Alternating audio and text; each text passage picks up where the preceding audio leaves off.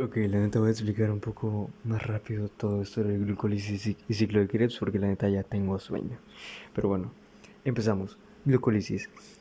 El principal producto de degradación de los polisacáridos ingeridos en la dieta, como el almidón, el glucógeno o la leche, es la glucosa. La glucólisis deriva del griego glikis, que significa dulce, y lisis, que significa rotura. Rotura del dulce, la degradación de la glucosa. Se define como el conjunto de reacciones enzimáticas que convierten la glucosa en dos moléculas de piruvato con producción de energía. La glucólisis se efectúa en el citoplasma o citosol de las células del organismo y pueden ser anaeróbicas y aeróbicas.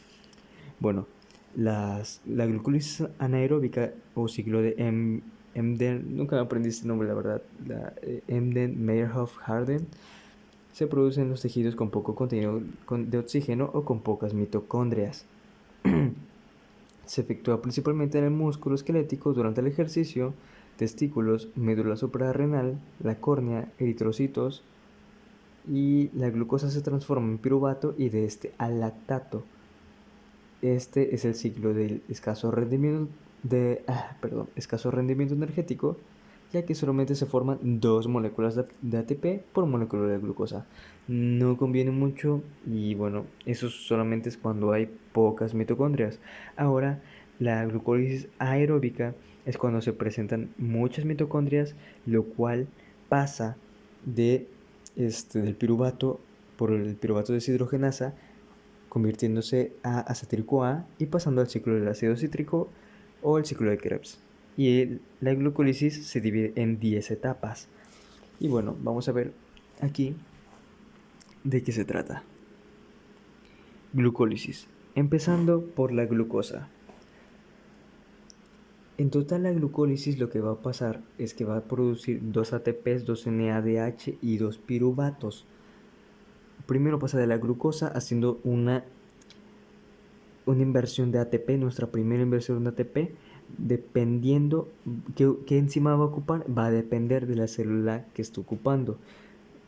Por ejemplo, la glucoquinasa solamente es para los hepatocitos y las células betas del páncreas, y la hexoquinasa es para todas las células a excepción de las células betas del páncreas y los hepatocitos.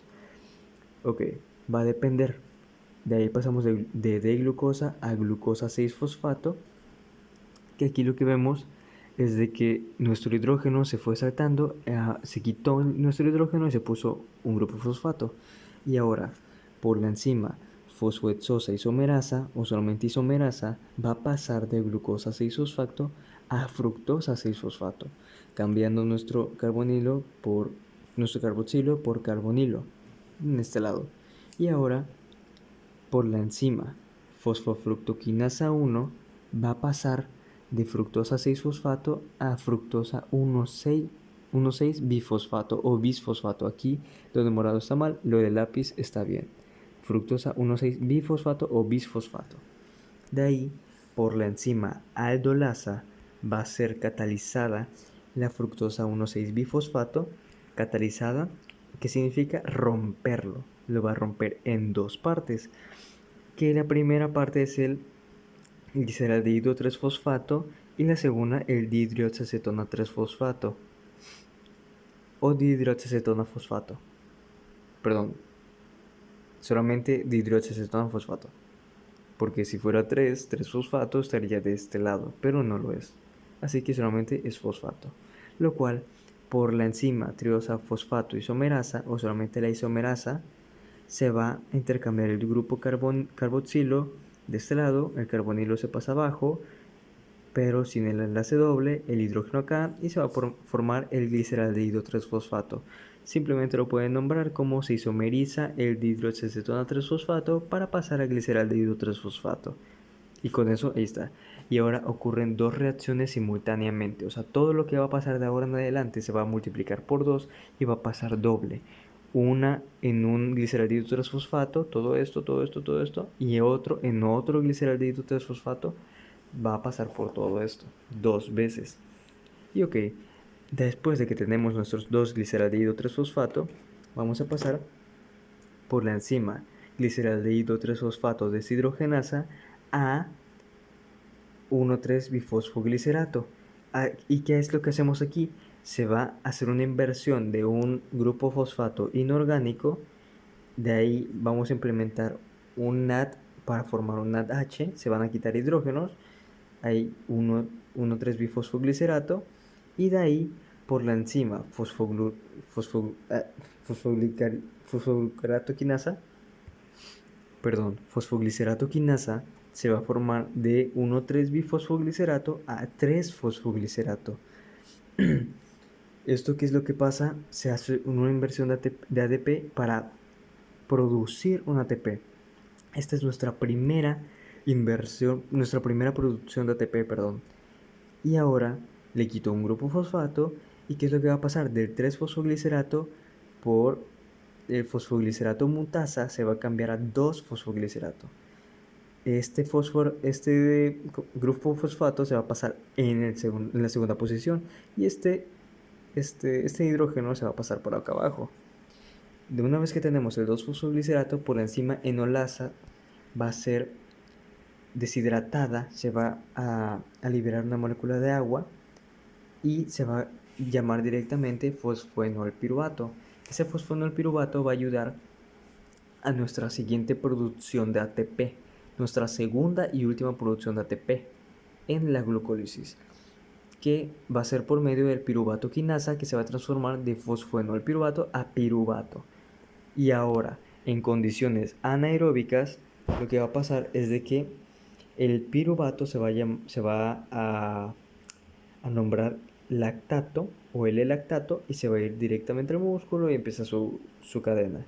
Y ahora, en condiciones aeróbicas, se va a transformar el piruvato en acetil-CoA, piruvato acetil-CoA, por una descarboxilación por medio del piruvato deshidrogenasa. Una vez alcanzado el acetil-CoA, va a entrar directamente al ciclo de Krebs. Y ahí es como vamos a seguir lo siguiente. Ok, el ciclo de Krebs. El ciclo de Krebs del ácido cítrico o tricarboxílico ocurre en la matriz mitocondrial y se denomina ciclo porque comienza con la reacción del oxalacetato y acetil-CoA y termina en oxalacetato, lo que indica que lo que se está consumiendo en el ciclo es el acetil-CoA. La acetil-CoA es producto de la oxidación de carbohidratos, ácidos grasos y aminoácidos, es decir, la acetil-CoA es la fuente de energía. Esta molécula está formada por la coenzima A, que actúa como molécula transportadora para incorporar la unidad acetilo a 2 carbonos del ciclo de Krebs. Ok, aquí lo que vamos a ver es la formación del acetil-CoA por medio del piruvato. Una vez teniendo el piruvato de la glucólisis, lo que va a pasar es que por medio de la piruvato deshidrogenasa va a cambiar a acetil-CoA. ¿Cómo? Con una inversión de NAD para formar NADH más H. ¿Y qué es lo que va a pasar? Se va a hacer una inversión, quitan los hidrógenos y ahora se agrega la coenzima A y se quita un grupo carboxilo.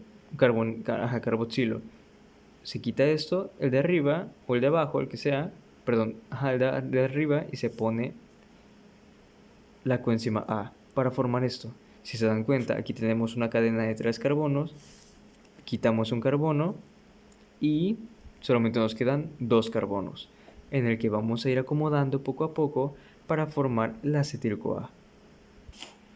El ciclo de Krebs se divide en dos fases. La primera, de las reacciones 1 a 4, se emplea para oxidar los 2 carbonos que al inicio el grupo acetil del acetil-CoA transfiere a un grupo orgánico, a un ácido orgánico de 4 carbonos, el oxalacetato, para dar un ácido tricarboxílico de 6 carbonos, al citrato.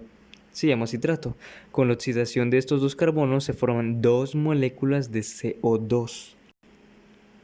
Y por último, la segunda fase de las reacciones 5 a 8 sirve para regenerar el oxalacetato, la principal fuente de lo que estamos hablando para que se condense y se junte. Tanto la glucólisis como el ciclo de Krebs es más fácil aprendérselo por medio de las canciones del rap.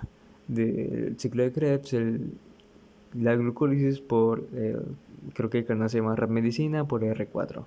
Ok. Vamos a empezar aquí con el oxalacetato y el acetil-CoA.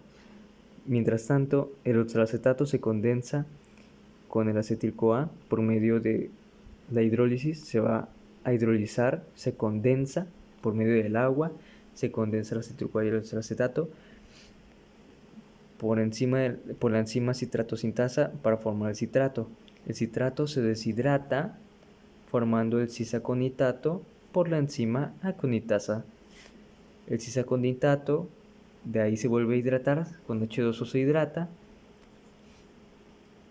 y pasa al isocitrato por medio de la misma enzima aconitasa, el cisaconitato hidratasa, o simplemente decirle aconitasa. Del isocitrato pasa por medio del isocitrato deshidrogenasa al alfa-cetoglutarato por medio de una descarboxilación oxidativa, y en este proceso se libera un NADH que equivale a 3 ATPs. De ahí del alfa-cetoglutarato pasa a succinil-CoA por una descarboxilación oxidativa, y la enzima que reacciona es el alfa-cetoglutarato deshidrogenasa activa. En esta etapa se libera un CO2 y otro NADH, otros 3 ATPs. Y ahora, del succinil-CoA forma el succinato porque se fosforilía al nivel del sustrato por medio de la enzima succinil-CoA tioquinasa o simplemente tioquinasa. Y aquí se quita la coenzima A y se libera un ATP. Del succinato pasa al fumarato por oxidación, produciendo 2 ATPs, que es el FADH, para liberarse, y por la enzima succinato deshidrogenasa. El fumarato pasa al malato cuando se hidrata, realizando esto por la enzima fumarato hidratasa o fumarasa. El malato se oxida para pasar por la malato deshidrogenasa al oxalacetato por medio del NADH. Se libera un NADH y que son 3 ATPs. El oxalacetato vuelve a su ciclo y vuelve a condensarse, y así se va. Esto 2 veces. ¿Por qué 2 veces? Porque en la glucólisis habíamos dicho que se generaban 2 gliceraldehído 3-fosfato, por lo tanto se generan 2 piruvatos. Esos 2 piruvatos van a hacer su vuelta cada uno en el ciclo de Krebs. ¿Y qué es lo que pasa? La formación de esta, ¿qué es la ganancia de aquí? Es un ATP, 2 FADH, un FADH, 3 NADH, que un FADH equivale a 2 ATPs, el NADH a 9 ATPs, lo cual nos da una suma total de 12 moles de ATPs y 2 moléculas de dióxido de carbono. Esas 12 moléculas de ATP por vuelta, si son 2 por una glucosa, son 24 ATPs por una molécula de glucosa.